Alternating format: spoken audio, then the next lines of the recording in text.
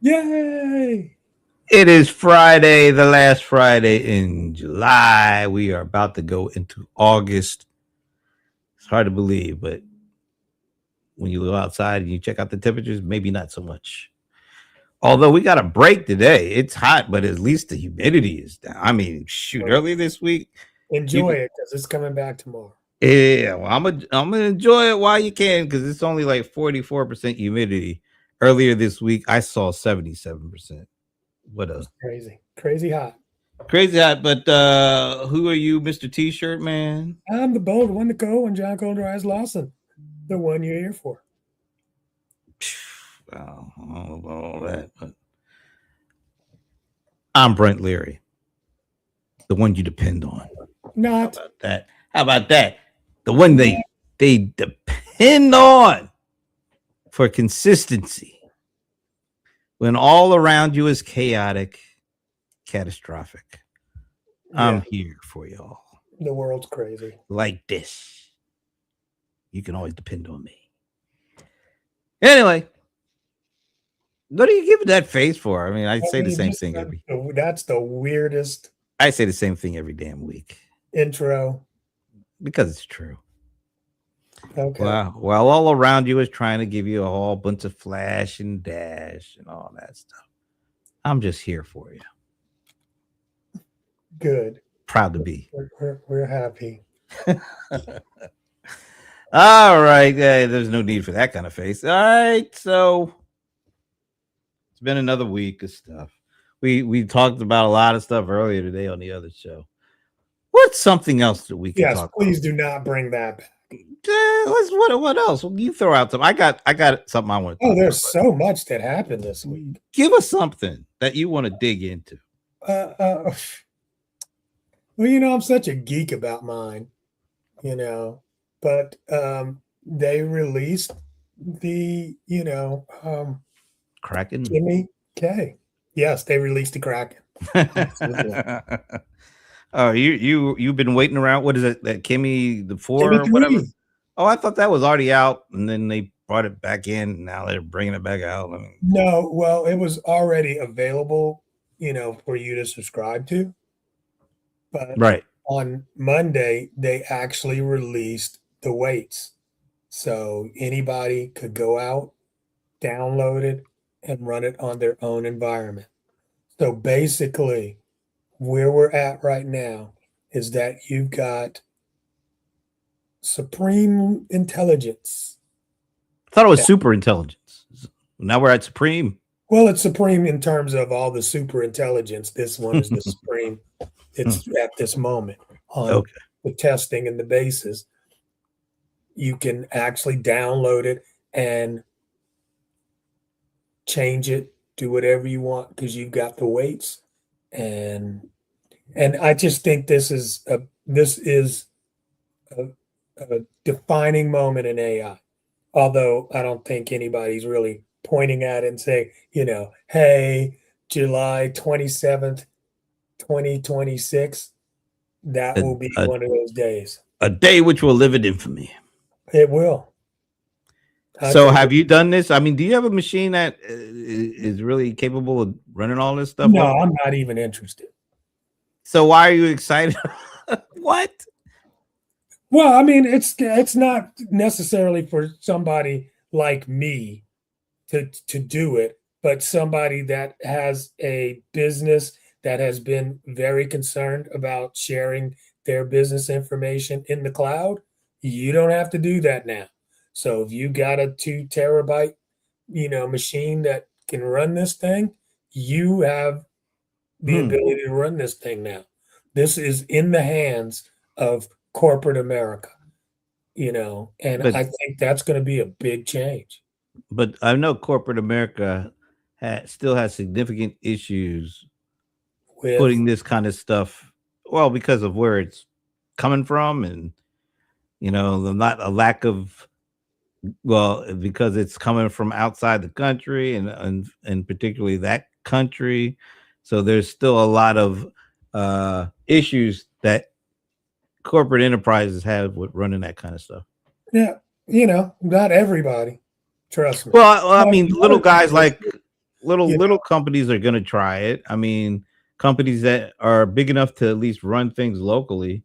And then the deal is, this is in the environment now, and anybody can change it, fix it. No, yeah, No, that so comes with that openness that you don't get with the big frontier private models like Anthropic's Claude and all that stuff. Yeah, Kimmy is. I think it's going to test some boundaries. Let's put it like that. I don't know what, but because of its nature of being a part of the open stuff. Yeah, and somebody's going to take it, they're going to yeah. build on it, and now you've got a US version. Or you will have a company that will create their own version, and they will support that version. And then you'll have that. I mean, it's out in the open. AI is out in the open. That is huge. We don't know where this will go. And this model has the capability of being able to build a better version of itself. So we are Remember in that. singularity already as well. I mean, there's a lot of excitement when OpenClaw came out, and kind of similar. I mean, people were like going crazy. Oh, I've downloaded it and I'm gonna make agents. But of course, that was still there was a connection to mostly, I guess, Claude, and they kind of closed the loophole. Now you're going to be able to operate with no loopholes. So it's going to be completely local if you So want. yes, if you wanted to run your OpenClaw on Kimmy, then you could do that. You're going to see. I think you're going to see a lot of people doing that. You will see. You will see a few folks doing that as well. Yeah. But I don't think those folks necessarily are going to be the thing that's going to show how this release changed the world. I mean, those are smaller things, but I think there's going to be some bigger applications that are going to come out of this. That's going to be like, dude, yeah, we don't use any of the large language models from OpenAI or Anthropic.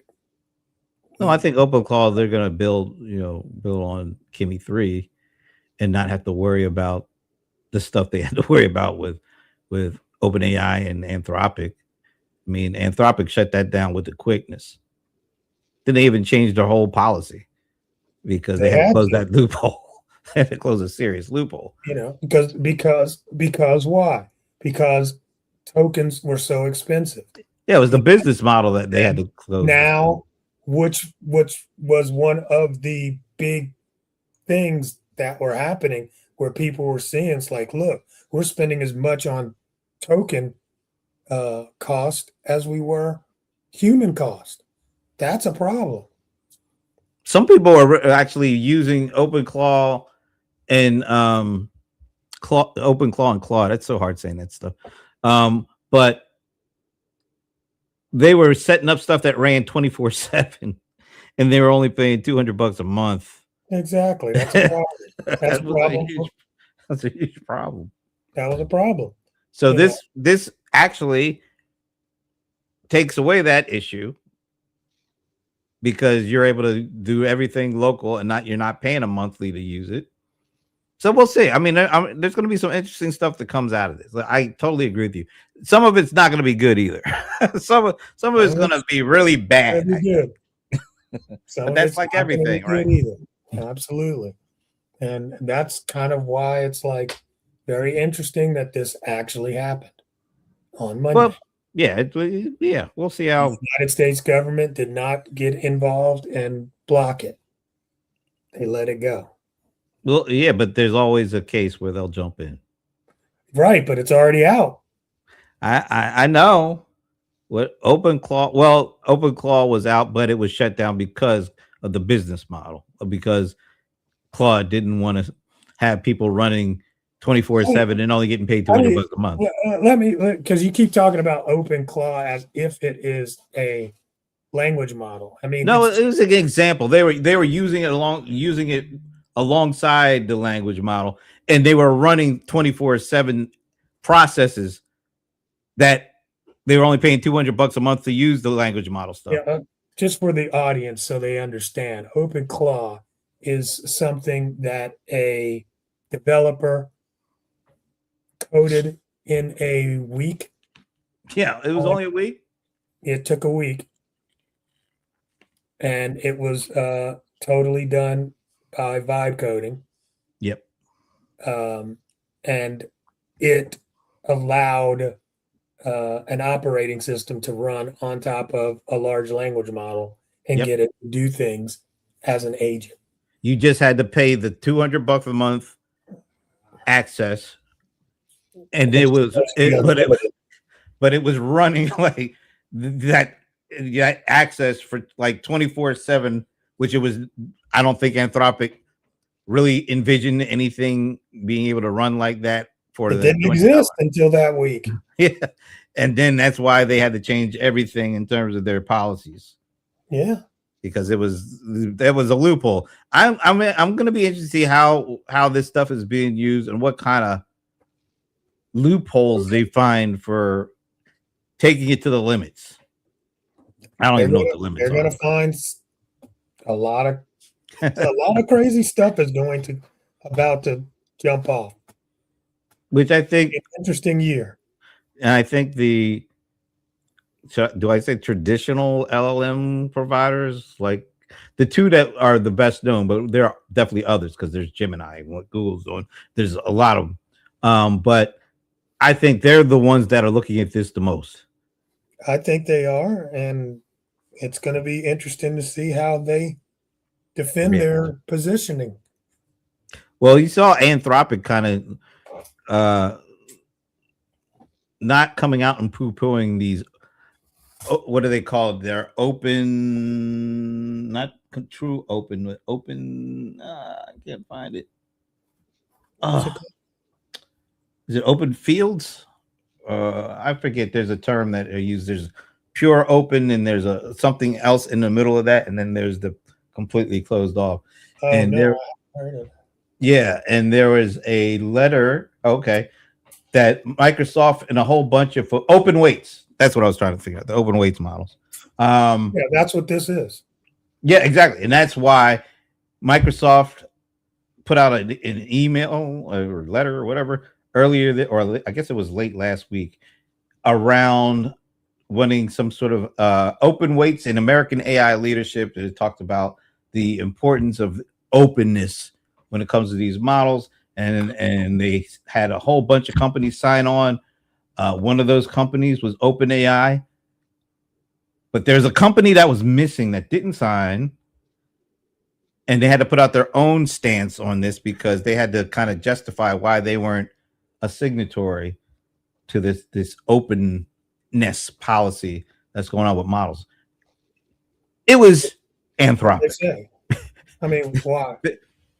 Well, and I wish I had that handy. But one of the reasons is they say they're not against the openness of it, but they had reservations around certain aspects, particularly around how Chinese companies are using open weights models.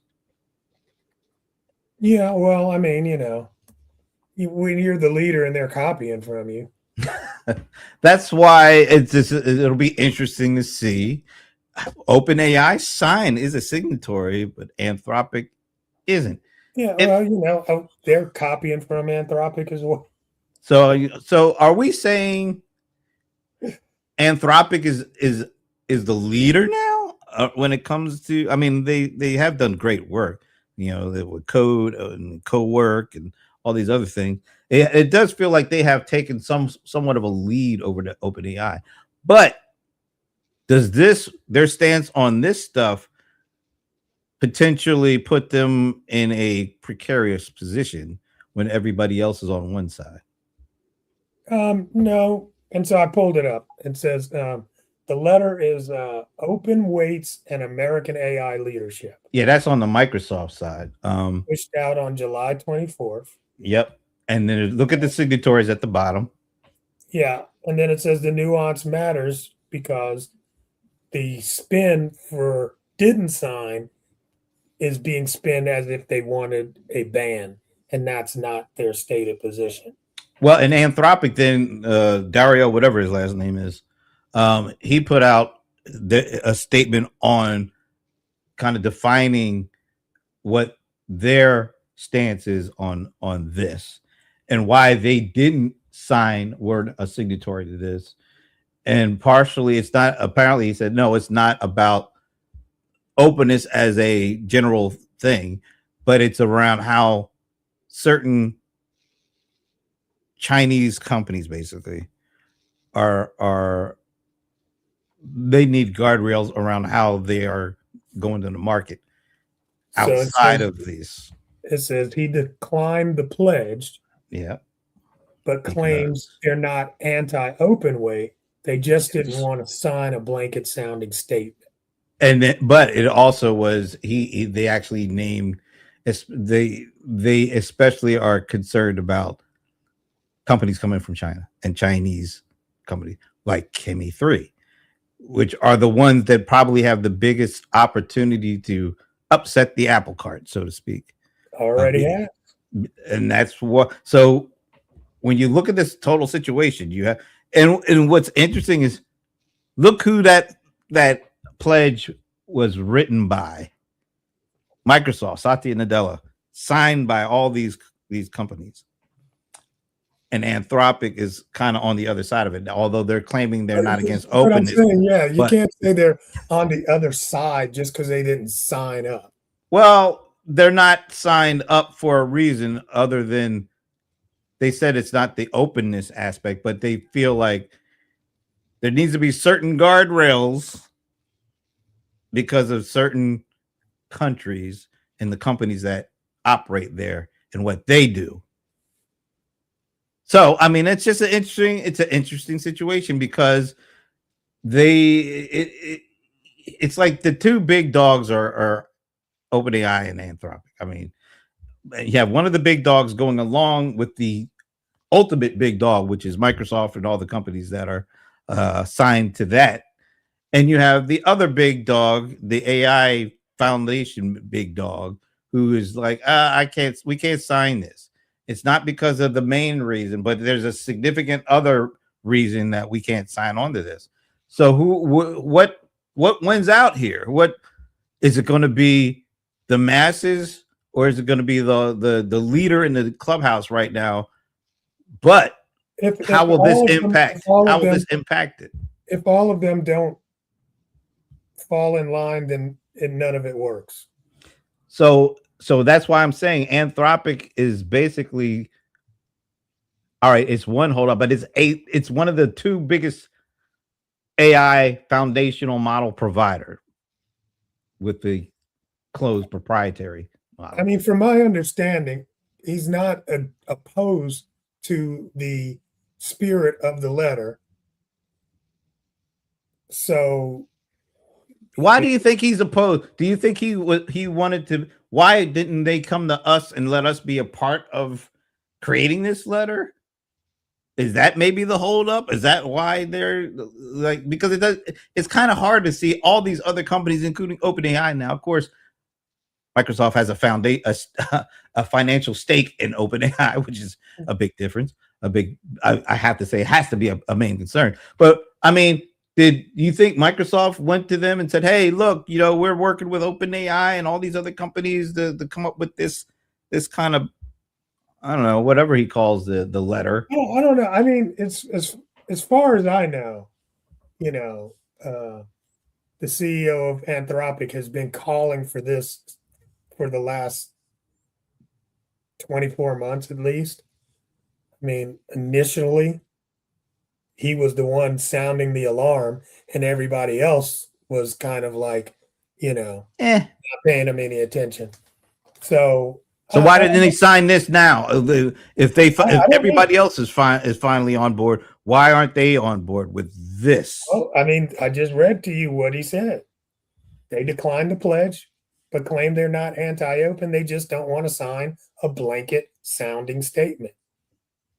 But if they were all for this, the maybe not the word for word or letter for letter, but the spirit of what this means, why there's got to be some friction, because Oh, there's they're the plenty of only friction. ones out there, and it feels maybe they were I like, mean, hey, there's plenty of we friction wanted. between them and OpenAI.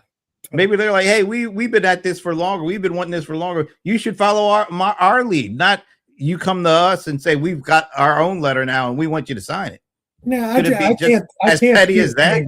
I can't see it being that petty. No, It, that, that's like high school. So no, I don't think that's the well, they are. Well, like you said, they are. I think deservedly so. They've been leading. Everybody is really, it's particularly when it comes to certain things like developer coding and things like that, and actually like maybe doing things that are at an enterprise ish kind of level. It's actually, I know a lot of people within enterprises that are using uh, Claude Cowork and Claude Code and things like that. And it does seem to have a lot more traction in the enterprise. Well, maybe not a lot, but a significant amount of more traction in the enterprise than even OpenAI. So maybe because that's the case, maybe they think that they should have a little bit more say in how things roll out. And maybe Microsoft is like, well, hold my beer because we've been around for 50 years and we think that we should have a big say in whatever happens. And we've worked with companies, including OpenAI, that have agreed to what we're saying. Maybe that's where we're at with this stuff. Anthropic's entire brand Yep. has always been around safety first, closed weight premium models. So actually signing something that is against that would probably be part of the reason why they were not 100% in on that. But I think it has something to do with China more than Well, I mean, of course, everything has something to do with China. So why are the other folks okay with that the way it is? And why aren't they okay with it the way it is? Is it just because the real threat for them is coming from Chinese companies? The real threat To Anthropic, they feel is maybe it's more of a threat. I mean, how is that singled against Anthropic? I mean, Chinese advancement is bad for all American companies. Well, apparently the companies that sign this pledge don't see it like that. Right, but I'm saying that this thing is about regulating and putting a thumbs up on open weight models. Anthropic's whole business model has been against open weight models. So if I was against open weight models and I'm only for closed weight models, I'm not going to sign a form that is authorizing open weight models. But they said that's not what they're against. That's not the reason they didn't sign. Isn't that what they said? They're not against. You're asking the why, and I'm trying to get you to the why. They're not going to say this out loud, but I mean, doesn't that make sense? I think after what has happened the last couple of weeks with OpenAI and the hacking, I think that they're gonna. It has to be a part of the equation. He'll be on somebody's podcast next week. We'll find out. I find it really fascinating that there's a power struggle going on here. There's definitely a power struggle, but I mean, I don't think it's petty, small, and personal. I wouldn't say small or personal, but it's very calculated. You have the battle between the big AI foundational model folks, OpenAI and Anthropic. But I think the bigger battle is actually going to be at the Microsoft level because they can play and they have enough money and they have enough resources to work with anybody, any foundational, any open, anybody. And I think Microsoft is and has been smart enough to know that, hey, we don't have to have everything be number one at everything, but if we have our hand in being at least a part of that top one or top two across the board on almost everything, like enterprise software, productivity software. They're either one or two in a lot of stuff. And I if thought Jensen Wang was the person out front in this. This Microsoft angle is the first time I'm even hearing their name. and NVIDIA is at the pick and shovel level. No, I'm talking about just on the pushing forward the open weights and American AI leadership. Well, no, he's the one that said, "Hey, look, if we want to keep our leadership, we can't just not sell and not let other people's stuff in and not let us sell to other people."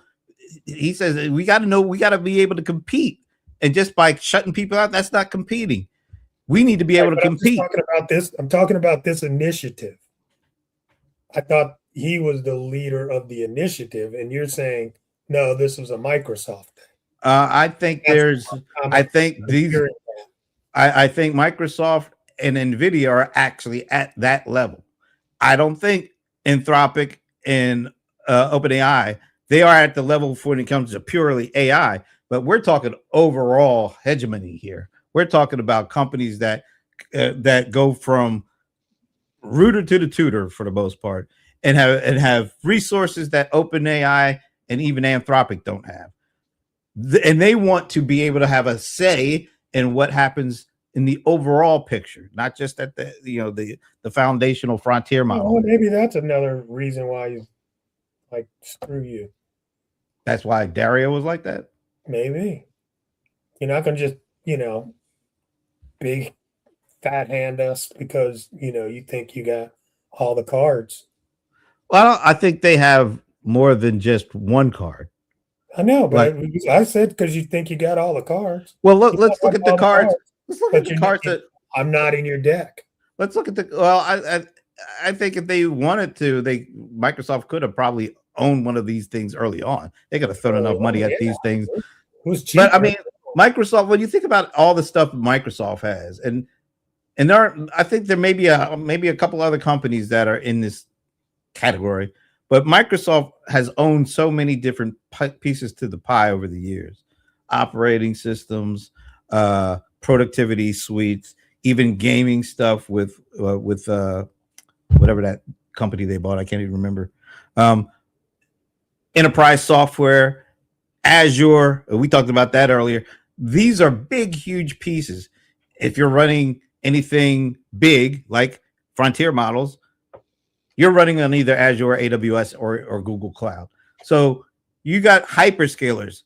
Microsoft is one of them. You have productivity software. Microsoft has that. You've got operating system level. Okay, yeah, Microsoft has all the cards. Get to the point. They have a lot of the cards. Okay, get to the point. And one of the things that years ago I went to a Microsoft analyst event. It was the first year that Satya took over from the guy that you yelled about developers. And he said, look, we're comfortable. We're not going to be able to be number one in everything. We're very comfortable being in the top 2 or 3. And if we can have environments that allow us to do that across the board, we're good. So what I'm saying is, I think that's the way they're kind of seeing this operate. They want to be able to have top 3 power and control over the direction of things, of almost any kind of technology that's important. And they have the pieces to the puzzle that allow them to have that. Azure being probably the most important one at this time, because a lot of these things are running on Azure and AWS.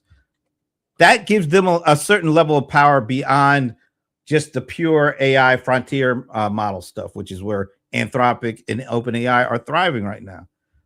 But that they got to run their stuff on big iron and big hyperscalers, and there's only a handful of those. So those hyperscalers become as, if not more important than the individual AI frontier model creation companies. I'm not following your whole thing. I mean, they have a lot of power. They have more power than the AI frontier. They're a platform. They own the road. And these things, that doesn't mean that they make the best car. I didn't say they made the best car, but they have the power to kind of have a say in what goes on with the road, with the cars, who gets what resources to what access, who has enough big iron to run these things.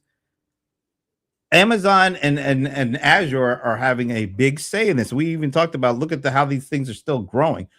$100 billion business that Azure is. You have lost me. You're bringing in.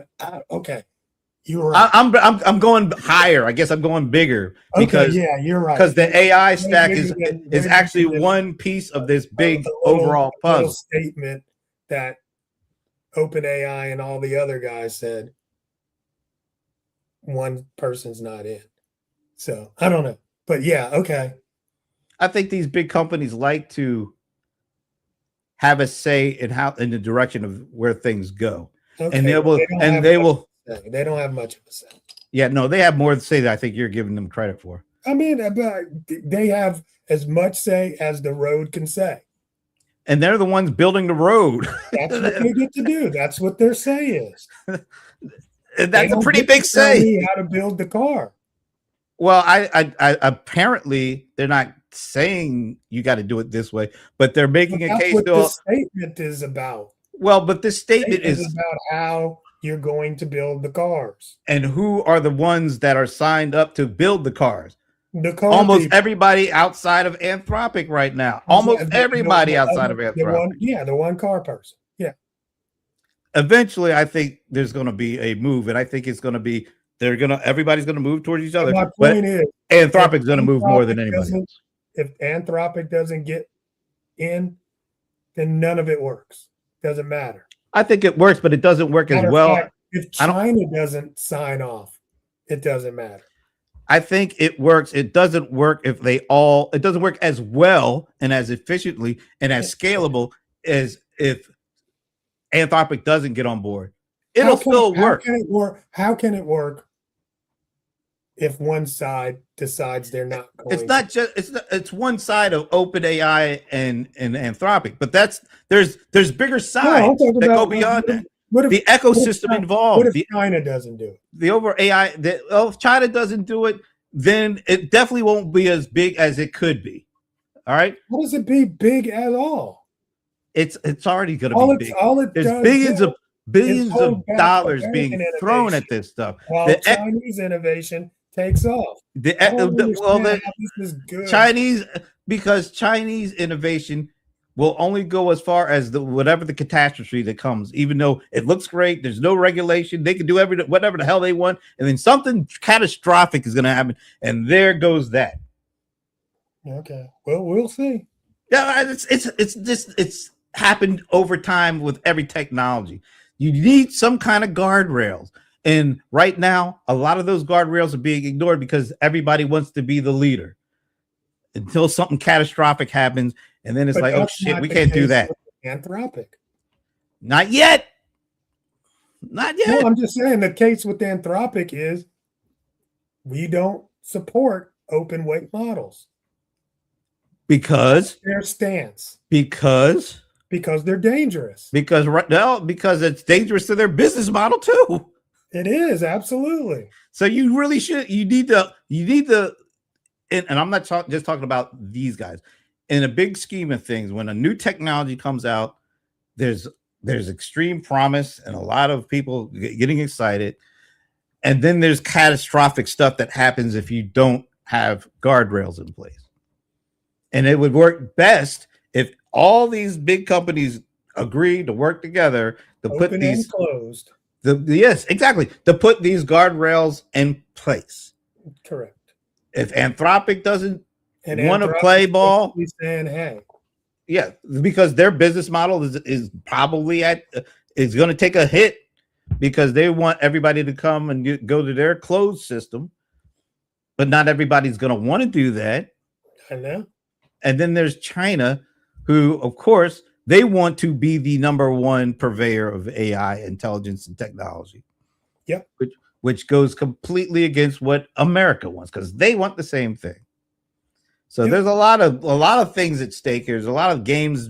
I don't want to say games being played, but there's a lot of positioning because, and particularly with this current administration and what they want to be viewed as the winner.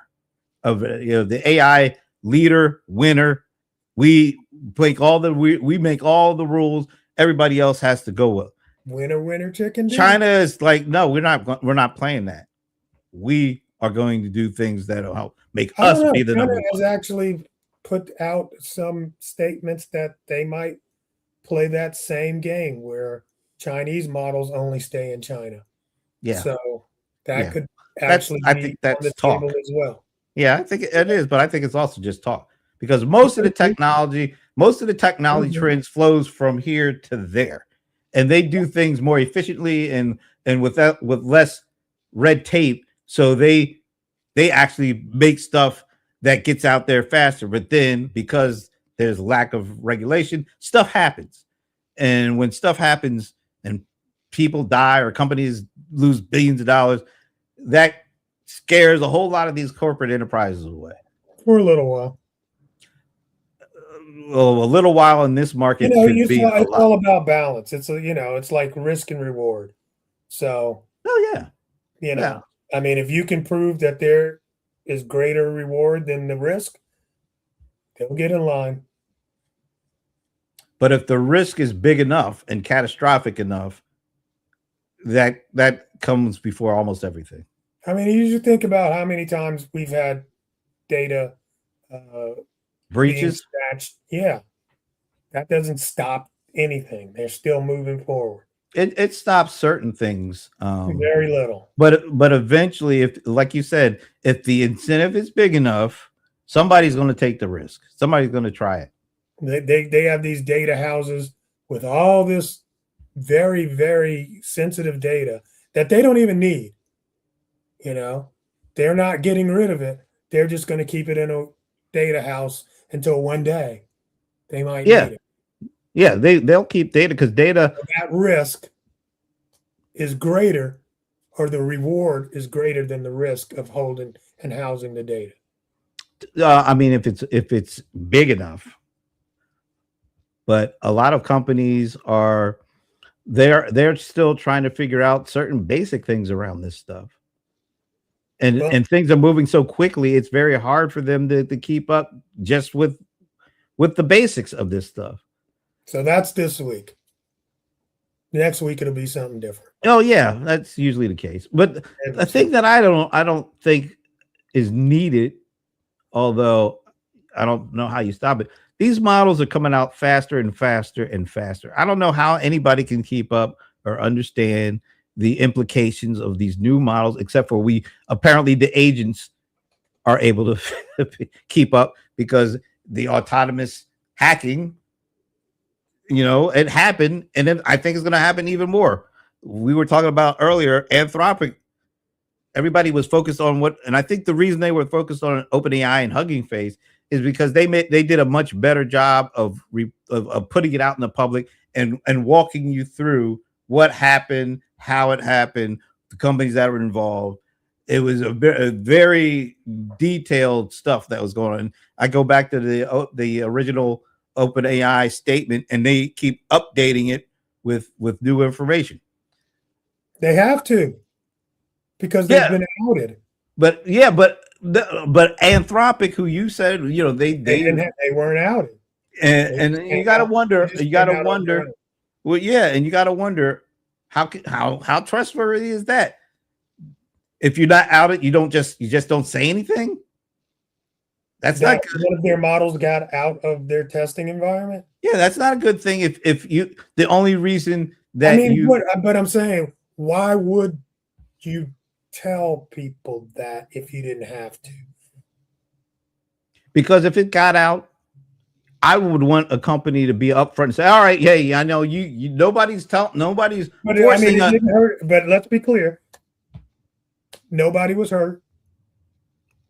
Guess what? I still want to know what happened. Okay, you want to know, but I don't have to tell you. So that builds even more trust when you don't have to do something, but you do it anyway because you want to build a trust and a loyalty around. When somebody does that, we'll talk about it. Oh, it's been done before. It's been done before. I don't know about it. Talking about in this situation. Well, I'm not. I don't. This is all new stuff. You're comparing like apples to oranges. You're like, oh well, these guys, but they got caught.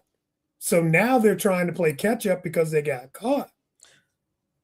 OpenAI got caught. So they got caught, and Anthropic didn't get caught, but they had the same thing happen. Not only did they get caught, they didn't even know they got caught. Well, they had a third party come. Hugging Face came back and it's like, yo, bro, your thing broke out. And they're like, what?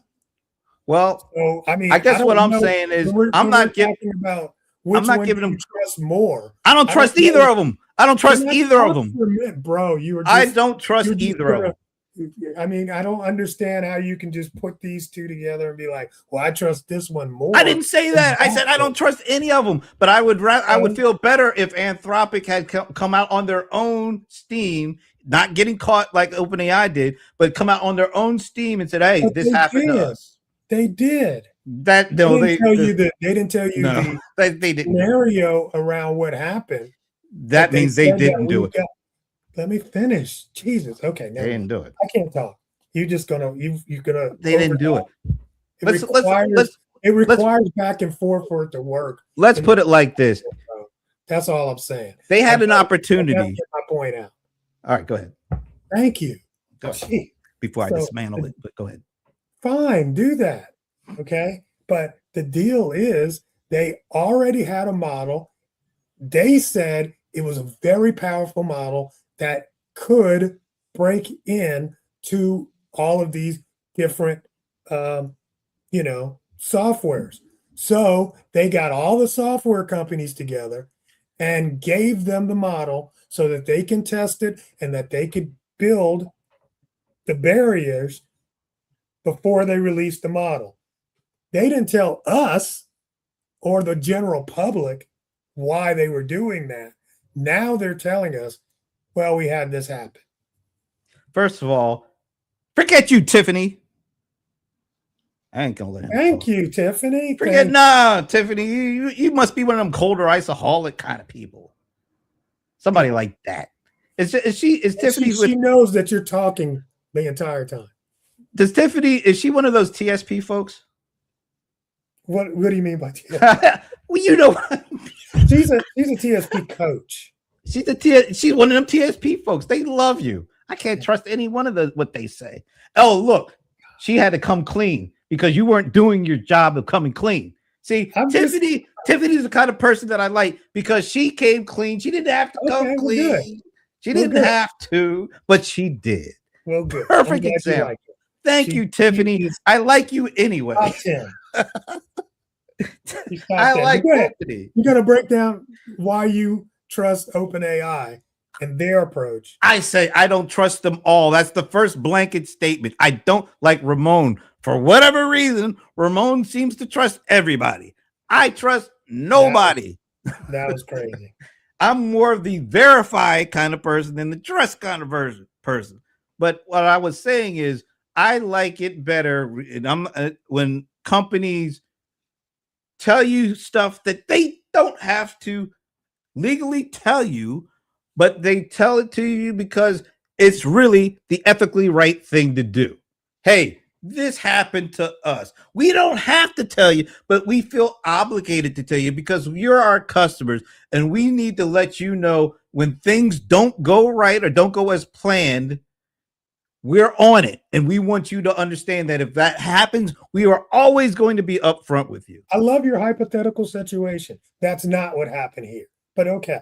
No, but I'm saying they didn't do that. None of these companies did that.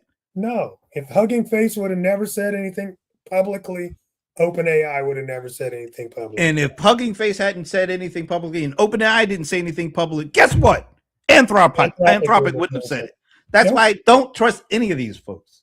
No, I don't trust any of them. But I do trust Tiffany now. Oh, that's special.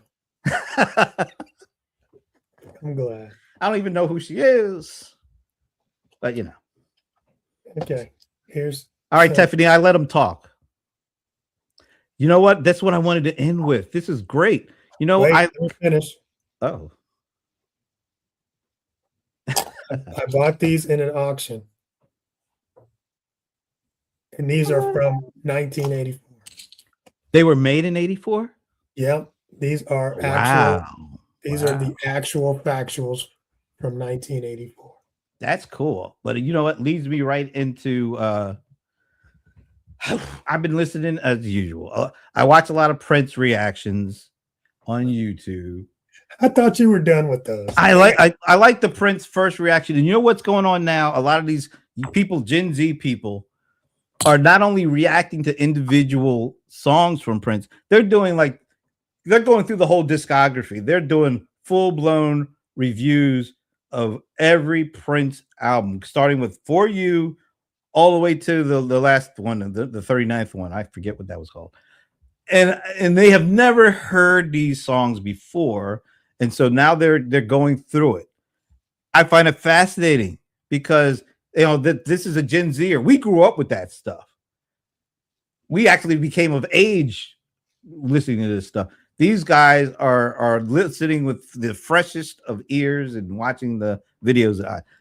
It made me say, you know what? There's so many songs you don't forget, but there's so many songs that he has that you kind of lose track of. Oh man, that song was really great. They were actually released and hits. Yeah. So and some weren't even released, but they're just great. So like Lady Cab Driver wasn't a single. Oh no, that was the but biggest song. I love that song. So I've started thinking, I'm trying to build a list, and this is so hard for me, of like the top 10 most underrated Prince songs.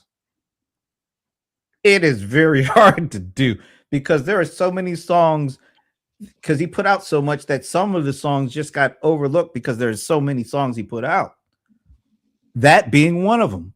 Lady Cab Driver is a great song. I started looking at Another Love, a Hole in Your Head. Somebody that was was the one that was on my lips. Yeah. That's I mean, that is such a slamming song. Oh my God, I love that song. And watching these kids listen to this stuff for the first time, they're like, their minds are literally blown. Yeah, I mean, you don't have talent like this. No, but he has so many songs. He's a once in a lifetime talent. Yeah, and so I'm like, all right, I'm trying to put together this list. And it is one of the hardest things to do because there's almost every CD or album or whatever that he put out, you can name about 3 or 4 songs. It's like, oh my God, how come this didn't get any more play? How come this song didn't get more plays on Spotify or something like that? So I'm trying to come up with a list. Anastasia is one of my favorite Prince songs of all time. That hardly anybody even know outside of Prince fandom. Most people don't even know about that. So that's just a great song. She Spoke to Me from the Girl 6. That song is a great song. So many songs are like that he has. And I'm like, all right, can I even put together a top 10? So I did listen to all the albums, and I listened to all the albums. So give me a couple of underrated songs that you think are underrated. Man, I can't even name them because I don't know the name of them. But there was one that I found in the middle of one of the last 3 albums. And I was like, oh, this is so great. And I can't even remember the name of it. If I find it, I'll do a little bit of looking. Yeah, do that. Because there's a lot of great songs from after 2000. A lot of people, because, they look at him as 80s, 90s. There's a lot of really good songs that he did after that. Yeah, and he was a great songwriter. Yeah. And he had a lot of crap too. Well, that comes with a lot of songs. I mean, his output. There were whole albums that were just full of crap. His output, well, yeah. In the 2000s, he was putting out some stuff like. Okay. Even in the 90s, he had a couple of crap. Yeah, albums. There was one. Names. There was one with the NPG. That album that was not a good album, but there's a memorable song on that. Not an underrated one, but you know what? If you take a lot of the vocals off of it and just listen to the music, it's like, wow, these are some good ones. That was another one I was surprised by. Well, what about the one when we got to the NPG music group period? That CD that had the song that was like hidden, like that Wasted Kisses song. Oh, I love that song. The song called The One off of that. I Am the One. Most people don't even know about that. I don't know about that. You don't know about wait, you know about the one. It was a big BET video premiere. It had him and Mai Tai, and Rita Moreno was actually in this Oh my video. God, really? Yeah. And Wow. then the songs that he did with other folks, like the song he did with the one that died earlier this year, Angie Stone. He did a great collab with Angie Stone. Yeah. Oh man, that's a good song. The song he did with Janelle Monáe off of her CD, but it was played on the that Denzel Washington song trilogy, where he's playing the Equalizer. There's a song that's on that soundtrack with him and Janelle Monáe. It's a killer song. Killer song. Yes. Oh, I love that song. He has so many things. He wrote a song for Celine Dion that's just killer. He wrote a song for Kenny Rogers, which is killer. There's just so many songs he's a part of or written. Kate Bush. He did two songs with Kate Bush. I love Kate Bush. So many songs. And it's hard for me to do that underrated. And Purple Rain's finally coming to Broadway. Yeah, Broadway. I'm not going back. I'm not into Broadway stuff, but a Broadway musical from something that was made more than 40 years ago. Hey. The Beautiful Ones is probably one of his other top 5 underrated songs because it wasn't a year or so to one of our shows. We were talking about the Michael movie. And I said, watch, Michael Jackson is going to be a big, huge star all over again. And it happened. Yeah, definitely happened. And literally, I don't know how many millions of records they've sold because of that movie now. You know what? Even Prince got some carryover from that because all these kids. Oh, is that why they're doing it? Because I thought it was really interesting that they chose. Well, you haven't seen the movie. No, I haven't. But they chose to put Prince in the movie, which was very weird. Yeah, didn't they say something like there was a line in there I heard about. There was just a line in there. He's laying in the pool. He's like, because if I don't do it, Prince will do it. Yeah, something like that. And it was like, wow, I can't believe they put Prince in this movie. But, look at and Prince actually got some carryover from the Stranger Things stuff too. Oh yeah, he'd had a good year because of that too. That really opened his catalog up, and that made all these Gen Z kids want to look and see. Oh wow, they like Purple Rain, they like The Wind Doves Cry, and then they're like, well, what else did this guy do? Because they would always do these little comparisons. I hate the comparisons, man. I hate. Well, no, not between those two. Oh, okay. But like, what's the rapper? Kendrick Lamar? Drake? No, the other one. Drake. Well, yeah, they do the Drake is Michael and the Kendrick. Yeah, and I'm like, bro, it's not even close. And I couldn't. I would say that, and the Gen Zers was like, no, because that argument is gone now. There's a video of Kendrick performing with Prince too. Yes. And when they find that and they start reacting to that, these kids lose their freaking minds. They're like, Kendrick was with Prince, and it's like, the excitement is amazing. But there's so many layers to Prince that I don't even think folks like us will get all through them, because there's just so much out there that there's a video of Paul McCartney talking about how great Prince is, and then he said, and people were telling me that he did a remake of one of my songs. I haven't seen. I never heard it. I wish somebody would point out to me The Long Winding Road. I was like, the video that he did with Elton John singing. I've seen it. Paul McCartney hasn't even seen some of this stuff. The stuff he did with he's Paul McCartney. Yeah, but he appreciates Prince like they're on the same level because they did a lot of the same stuff. They are multi-instrumentalists. They wrote their stuff. They performed. So he looked at, I think that's why he really liked Prince. He said Kiss is probably one of the best songs ever written. Yeah, well, Rolling Stone gave it the #1 song of the 80s. Yep. And I tend to think When Doves Cry is better, but that's me. That's okay.